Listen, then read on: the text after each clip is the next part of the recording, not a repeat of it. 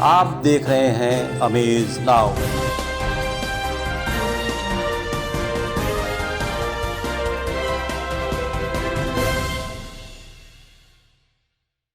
वैसे तो प्रदेश सरकार की तमाम कोशिशें होती हैं स्वास्थ्य को लेकर। इसी क्रम में योगी सरकार ने पिछले कुछ वर्षों में स्वास्थ्य पर जहां फोकस किया, वहीं कोशिश यह भी हुई कि प्रत्येक गांव में स्वास्थ्य केंद्र का निर्माण हो, जहां से खासकर महिलाओं की बीमारियों से उनकी रक्षा हो सके, उनका स्वास्थ्य वर्धन हो सके।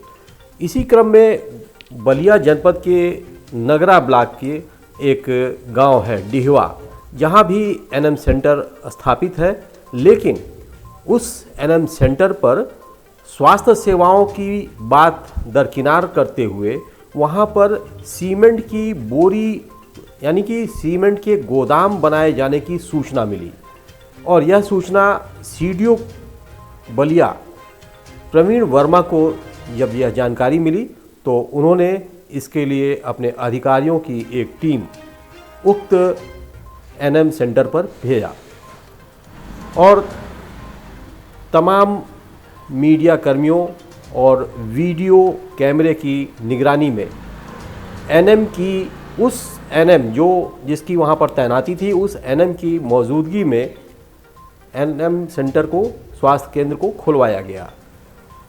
कई कमरों के बाद एक कमरे जिसमें ताला बंद था, उसमें सीमेंट की 40 बोरियां पैक की हुई रखी हुई मिली, जिसके लिए उस महिला स्वास्थ्य कर्मी के पास कोई जवाब भी नहीं था।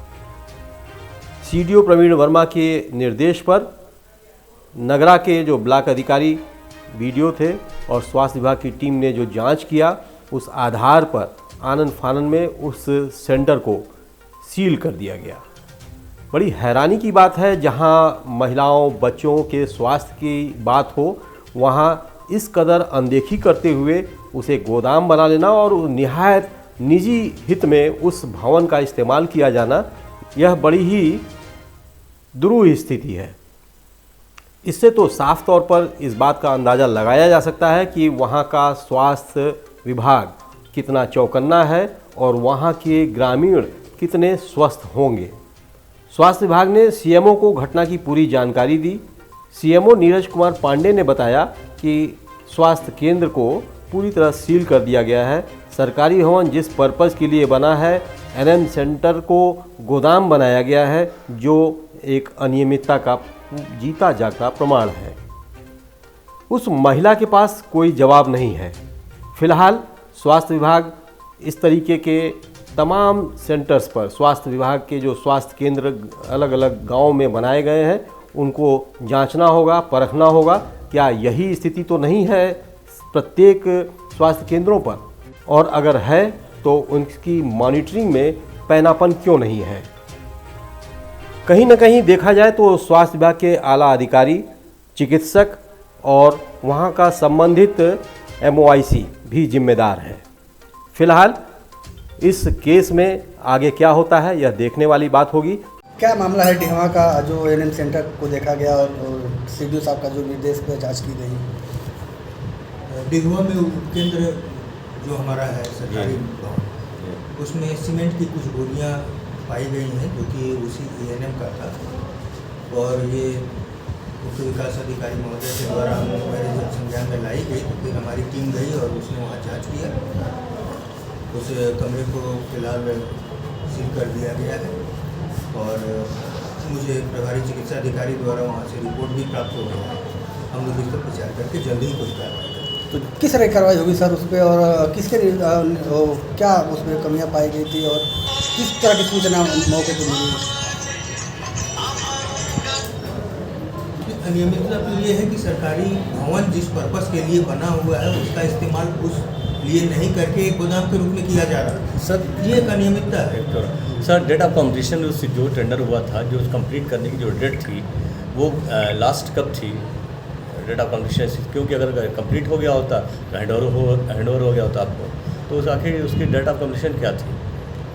किसकी? जो निर्माण जो सब सेंटर के हैं, नहीं, वो अपना प्राइवेट भवन का निर्माण कर रहे हैं। अच्छा अच्छा अच्छा। और प्राइवेट भवन का निर्माण हो रहा था और सरकारी भवन जो उसको अलॉटेड उसका गलत इस्तेमाल हुआ है। उसका अलग तरह से इस्तेमाल हुआ। सर उसके विरुद्ध किस तरह की कार्रवाई होगी अगर इस तरह के मामले पाए गए तो? अब जो कार्रवाई होगी वो हम आप लोगों को बता देंगे, इसके माध्यम से आप लोगों को पता चलेगा। दूसरी खबर भी बलिया जनपद की है, लेकिन जो आगजनी से संबंधित है। जनपद का हल्दी थाना क्षेत्र बाबुआपुर कटही गांव का बताया जा रहा है। आपको बता दें कि इस समय गेहूं के साथ साथ सरसों की खेती और उसकी कटाई का काम चल रहा है। सरसों के फूल आ चुके हैं और उसकी मड़ाई होनी बाकी है।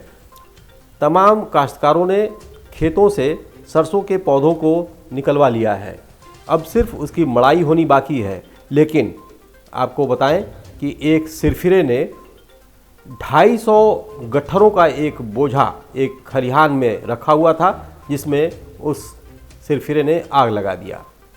आग लगते ही पूरा गांव सहम गया, क्योंकि उस आग की चपेट में सिर्फ बोझा ही नहीं बल्कि बगल में रखी एक झोपड़ी भी जलकर खाक हो गई।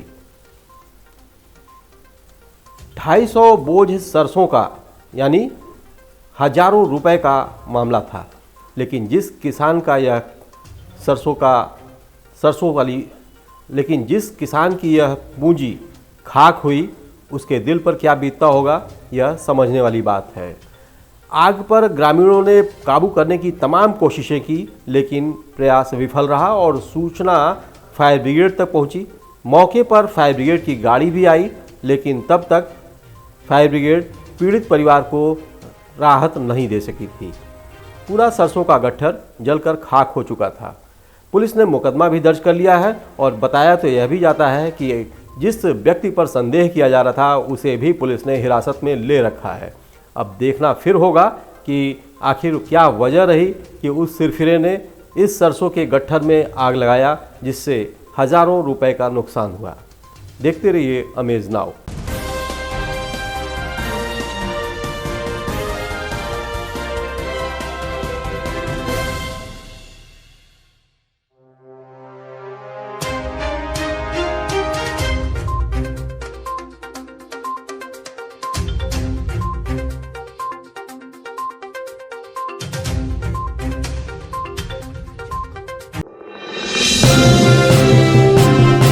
आप देख रहे हैं अमेज नाउ।